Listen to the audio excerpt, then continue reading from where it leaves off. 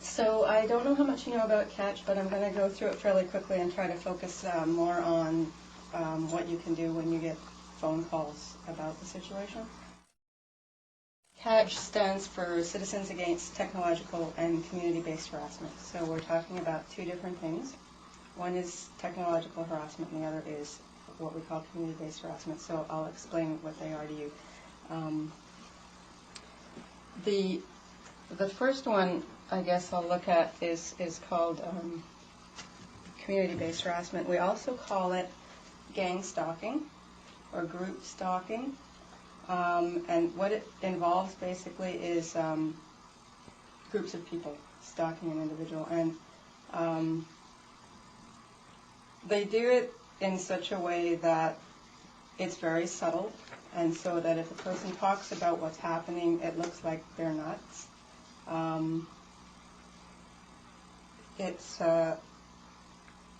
basically, according to one man, private investigator in Florida named David Lawson. He heard them on a scanner one night, and they were talking about meeting at a restaurant. So what he did was he went and sat in the restaurant and kind of listened to what they were talking about. And he said that he infiltrated these groups both in Canada and the U.S. and that the techniques that they use originated with the Ku Klux Klan.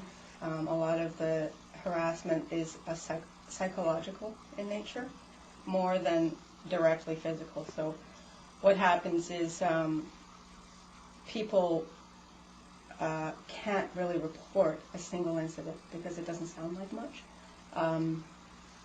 It's something that is based more on repetition and conditioning. So for example,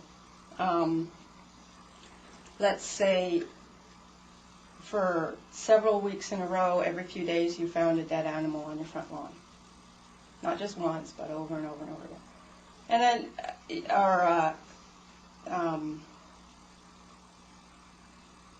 one of the things that would happen at my house when I lived in Guelph was that there was a lot of vandalism of my house, different things outside.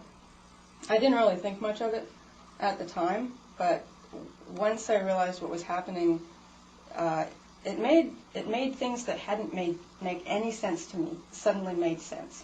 And but you know, there were times when I wondered if I was losing it. You know, I thought maybe it's just, I know how a person's perception can be skewed sometimes, and you know, there were moments in time where I wondered if that was the situation. But what ended up happening was I got fed up one day, and I got a video camera. And the day that I got the video camera, I got some footage of what was going on that I completely didn't expect to get. Like it's the only thing that ended up validating the situation. I thought, oh, finally, you know, I can see that something really bizarre is going on, and I have it on tape and so on. So I'm going to leave some of them here, but it's only 5 minutes of footage on a DVD, but I've got some pictures. You probably can't see it all that well, but this is the main one. This guy kind of watching me from behind the bushes there, right? He's kind of peering out from behind. I took the video camera. It was that size, and I had it covered completely in a black cloth so that there wasn't anything reflective, or in fact you couldn't even tell what it was. And I was sitting in my car. This is just the hood of my car. And I played with the zoom, and I zoomed in, and I didn't even realize the guy was sitting there because I couldn't see him when I was sitting in my car.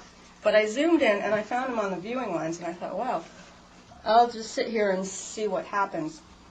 And I ran the tape for 5 minutes. And a number of things happened, but this guy would give a hand signal. He would either he would either point at something or he would go like this, right? He'd like shrug his shoulders. And then either someone would come up on a bike or come up walking up, or a car would come up. And so the first thing that happened was these ladies walked up, and I don't know what happened. They turned around and looked in my direction. And then this lady actually pointed at me, but there's absolutely no way from where they were that they could. I'm just sitting in my parked car, right? I'm not doing anything. And then this white car came along. He gave a signal. White car came by with a missing hubcap.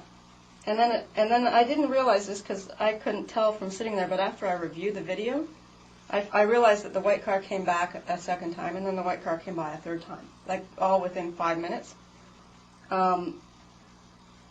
This guy, right from way off, about 100 feet away, but because I had the zoom on that corner, was watching where I was sitting. As soon as he walked around the corner and watched me the whole time, rode up the wrong side of the road, right towards me, watching me the whole time. So these people didn't know, obviously, that I was videotaping them, or else but they were perturbed. And what I realized later was that this was the first time in the 3 years that this had been taking place that I hadn't gotten in my car and driven away.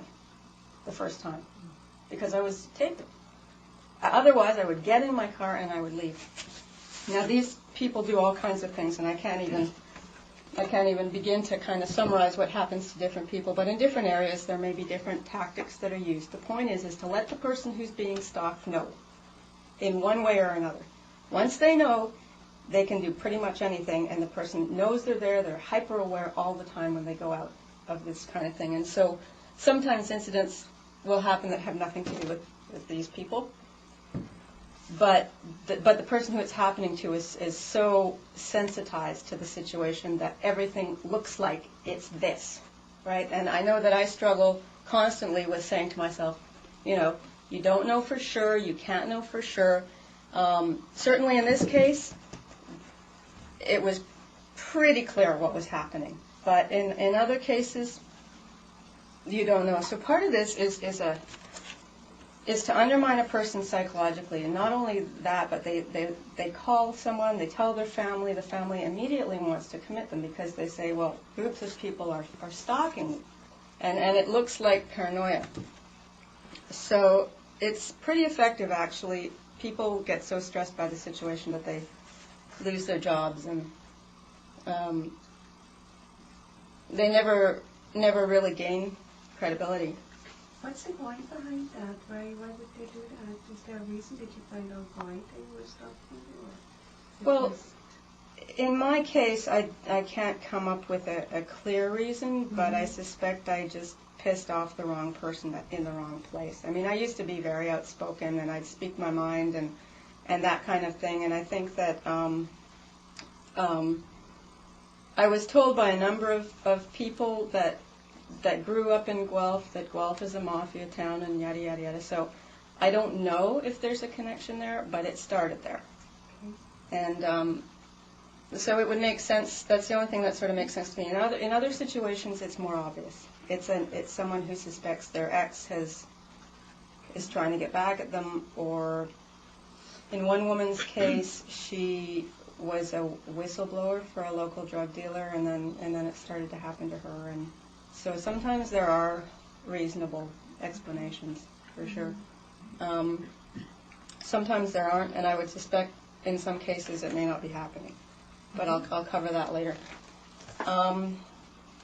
So I refer to that as gang stalking, but there's going to be different terms used by different people. The other thing, which I have to cover really, really quickly, is I wanted to leave some time basically to talk